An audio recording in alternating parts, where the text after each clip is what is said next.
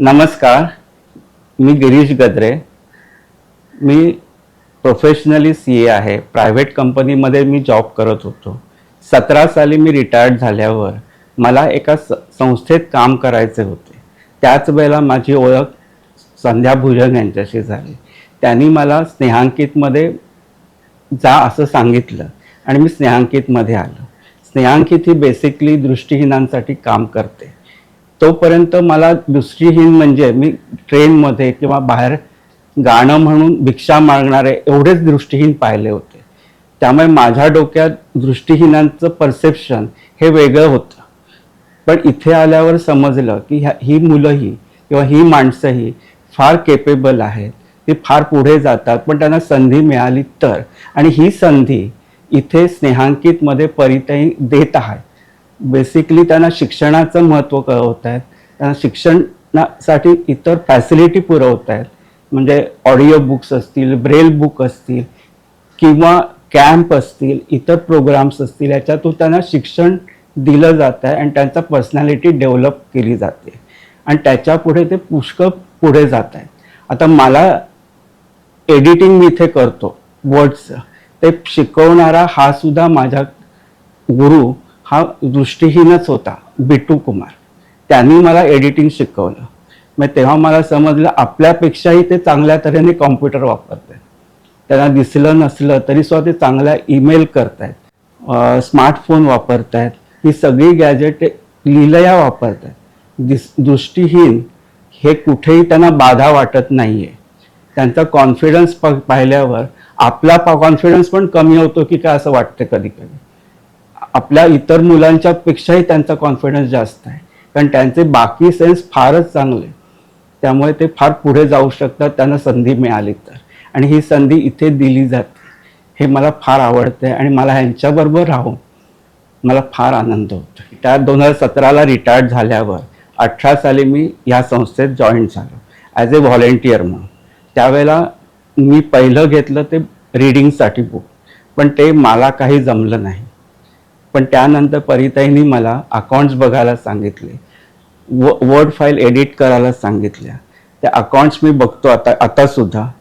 नंतर त्यांनी मला कमिटीचा एक भाग म्हणून घेतला, तेही मी त्या अटेंड करतो आणि तसंच इतरांना शिकवण्याचं काम मी करतो. ह्या संस्थेत आल्यावर मी काही मुलांना शिकवलंही.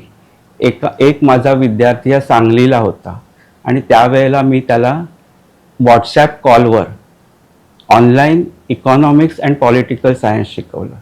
इकॉनॉमिक्सचे जे ग्राफ असतात ते मी टॅक्टिकल बनवून त्याला फाईल पाठवली की त्याला स्पर्शाने तो ग्राफ समजावा म्हणून.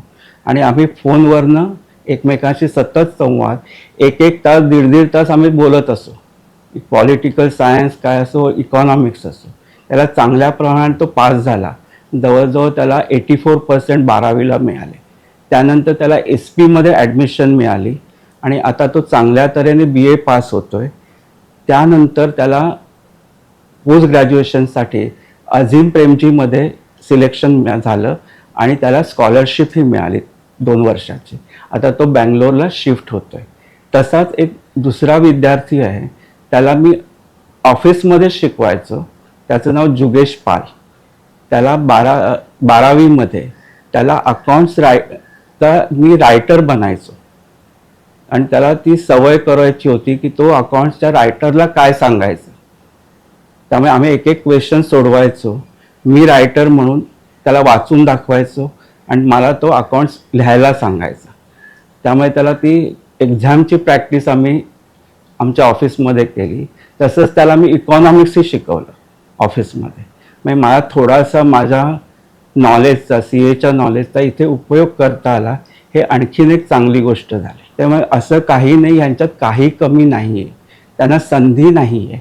हा एवढाच एक प्रॉब्लेम आहे आणि त्यासाठी ही संस्था फार धडपडते आणि त्याचा भाग होण्याची मला संधी मिळाली हे माझं भाग्य आहे.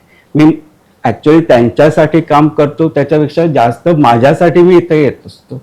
मला ह्याच्यातून आनंद होतो आणि माझं रिटायर्ड लाईफ हे फार चांगल्या तऱ्हेने पास ऑन होतं. त्यामुळे मी असं सांगेन की आपल्या ह्या संस्थेसाठी किंवा ह्या मुलांसाठी कोणीतरी पुढे यावं आणि त्याच्यासाठी काम करावं. त्यांचं आयुष्य सुखाचं होईलच, पण त्याच्यापेक्षा आपलं आयुष्य जास्त सुखाचं होते. हा अनुभव माझा आहे. ह्याच्यावर सगळ्यांनी विचार करावा. आणि मी सगळ्यांना विनंती करेन की मी जसा ह्या संस्थेशी जॉईन झालो आणि तो अनुभव घेतोय, तसं सर्वांनी ह्यात सहभागी व्हावं. ही संस्था ह्या लोकांसाठी फार चांगले प्रयत्न करते. 25 वर्ष ते आता कंप्लीट करत आहेत. अशीच पुढे ही संस्था कार्यरत राहो अशी माझी शुभेच्छा. नमस्ते.